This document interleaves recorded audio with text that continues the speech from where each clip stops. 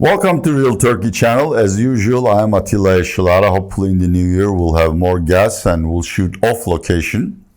But right now really it's eggnog time and I'm really hopeful that Santa Claus would classify me as a good boy this year and I might get something in my socks rather than cold. So I'm just gonna sit on my fat ass and not leave home for the next 20 days or so, and you're stuck with me as your host. This video's topic is Turkish monetary policy, and the title is Scratch It Until It Bleeds. As you watch this video or right about that time, Turkish Central Bank will hold its last policy meeting of the year, which is on Wednesday, right before the Fed meeting, a couple of hours before the Fed meeting. And according to surveys, it will further reduce the policy rate by 150 basis points. That's 1.5%. If you ask my personal opinion, it would go by 200 basis points. In January, it will go another 200 basis points. Now, monetary loosening is the current soup du jour for many central banks in emerging market nations. Brazil does it, Russia does it, Indian Central Bank passed it in this round, but they'll do it next year. South Korean Central Bank does that. What's wrong with it? I mean, lower rates means lower loan rates, lower mortgage rates, more credit expansion, and stimulating the economy. In all the countries except Turkey, inflation is either falling or already very low, and stimulating the economy doesn't cost anything. In Turkey, on the other hand, inflation is rising.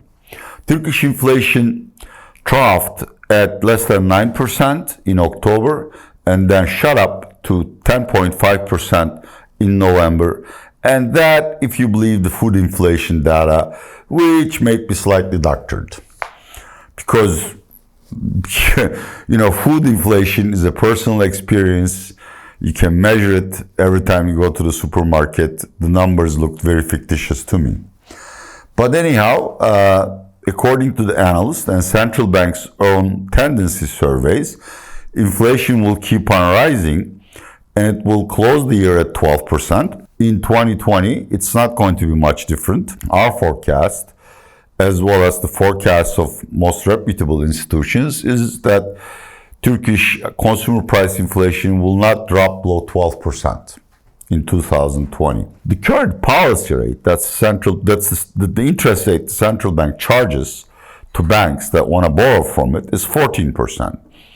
So if they cut another 50 basis points, it's going to be 1250, which means there will be only 50 basis points real interest rate, which is not sufficient for the Turkish depositor to keep her money in TL deposits. Now, where you live, England, I don't know, or India, doesn't make a difference, or China even, this is not a major problem. Inflation is so low that you don't really feel the need to hold foreign currency deposits because, the local currency interest rate provides you sufficient return, which by compounding guarantees you whatever retirement objectives you have set up in your mind. You are more interested between holding deposits, bonds, equities, or gold. In Turkey, the main choice for most savers or investors is between holding TL deposits and FX deposits because they're not very familiar with other financial instruments. And of course, they want to know whether they're going to make a real return on their savings. If their perception of inflation is 12%, and the banks are paying only, say, 13%, and the dollar TL rate is very volatile, which means it's liable to change unexpectedly and unpredictably, people are not going to keep their deposits in Turkish lira. That makes sense.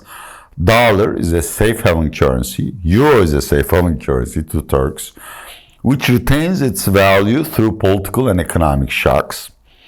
And you can use it everywhere. Whereas try to buy something on Saks Fifth Avenue with Turkish liras and see what happens. It just doesn't work. Well, central bank monetary policy loosening, say, in South Korea, is good for the economy and has no impact on the portfolio choices of savers, in Turkey it's completely different. It first impacts the choice people make between holding TL or FX deposits, then goes to the credit channel. To me, Turkish interest rates are already too low, and lowering them further, as central bank will do, would not necessarily stimulate credit, but would probably accelerate the flight to foreign currency deposits.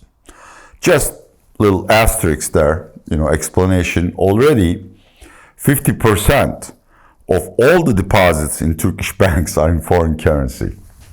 And I'm sure the first question that comes to your mind is, are you the only smart one in that damn country? I mean, central bank, these people are usually professionals. The most professional bureaucrats in a country work at the central bank.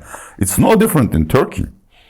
People who work for Turkish Central Bank are well qualified, experienced, professional money managers or banking professionals. But it's no longer independent. It is President Erdogan and his economic sidekick, Mr. Albayrak, who make these decisions, and they have a very interesting monetary theory, which is refuted by everyone on this planet Mars and the former planet Pluto. The theory goes like that. As you lower the interest rates, inflation goes down. So the lower the interest rates, the lower the inflation rate. Therefore, it's a good thing to lower the interest rates if you have an inflation problem like Turkey. Usually, the silly mortals in South Korea, United States, Europe, etc., when they are faced with an inflation problem, they respond by tightening the monetary policy. We do exactly the opposite. Mr. Erdogan has never wavered from this opinion, which has the status of a religious belief for him. This is why he will instruct the Central Bank of Turkey to lower interest rates until something bad really happens. This is why I call this video, Scratch It Till It Bleeds. Again, compared to the folksy advice in the United States, don't fix it if it ain't broke, we will try to fix something that's not broken. What will happen if we continue to lower the interest rates? A, the global benchmark rate, which is the Fed funds rate, will probably not be lowered for the next 6 months or so. That's what the derivatives markets are telling me. Two, Turkish investors will not stay in TL. So, central bank will lose control over monetary policy. Three, foreign financial capital will not stay in Turkey because the interest rate differential between American rates and Turkish rates will be too narrow for them to worth investing or taking Turkish risks. At the end, either we're going to have a blowout in inflation rather than massive economic growth, or we're going to have a blowout in the currency and a balance of payments incident. Let's call it an incident or accident rather than crises, because I hate the word crises. I use the word crises for events like, flesh-eating aliens invading my country or flesh-eating parasites invading my body. Thank you very much. This is Atilla Yaşar with most cheerful news from Istanbul, Turkey.